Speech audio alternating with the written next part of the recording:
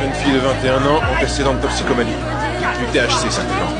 En les interrogeant, ils apprirent que la fille souffrait de troubles mentaux causés par la consommation de drogue.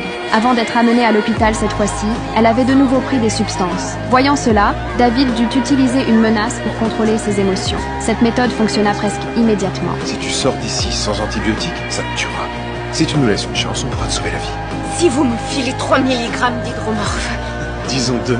La fille se calma aussitôt. Sous les paroles rassurantes de David, elle se dirigea vers la chambre. Mais l'instant suivant... Faites-les partir d'ici. David confia l'intervention de sauvetage à un stagiaire, mais le jeune homme n'avait absolument aucune expérience. Sous la nervosité, Jack sortit un carnet de notes. Quelle est la toute première question qu'on doit se poser? Le rythme. C'est quoi son rythme?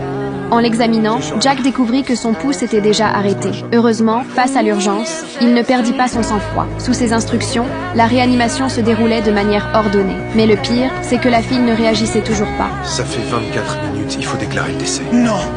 Elle a que 21 ans. David savait que, quoi qu'il arrive, la fille ne reviendrait plus. Mais Jack refusait d'accepter qu'une jeune fille perde la vie. Tous regardèrent David en silence alors qu'il continuait ses efforts. Mais les miracles arrivent parfois dans les hôpitaux. On a un pot.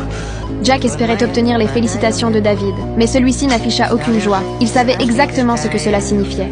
Son cerveau n'a plus reçu d'oxygène pendant 26 minutes. Félicitations, on a fait repartir son cœur, mais elle est en mort cérébrale.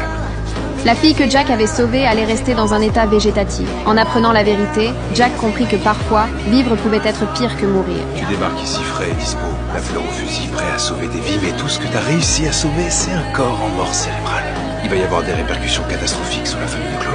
Sa mère continuerait d'attendre qu'elle se réveille un jour. Jack comprenait maintenant le véritable sens des paroles de David. Face aux remerciements de la mère, Jack ne pouvait éprouver aucune joie. Chaque jour que Chloé va passer en soins intensifs va rapporter des milliers de dollars. C'est un vrai pactole pour eux. La médecine n'est pas pratiquée par des saints, c'est du business.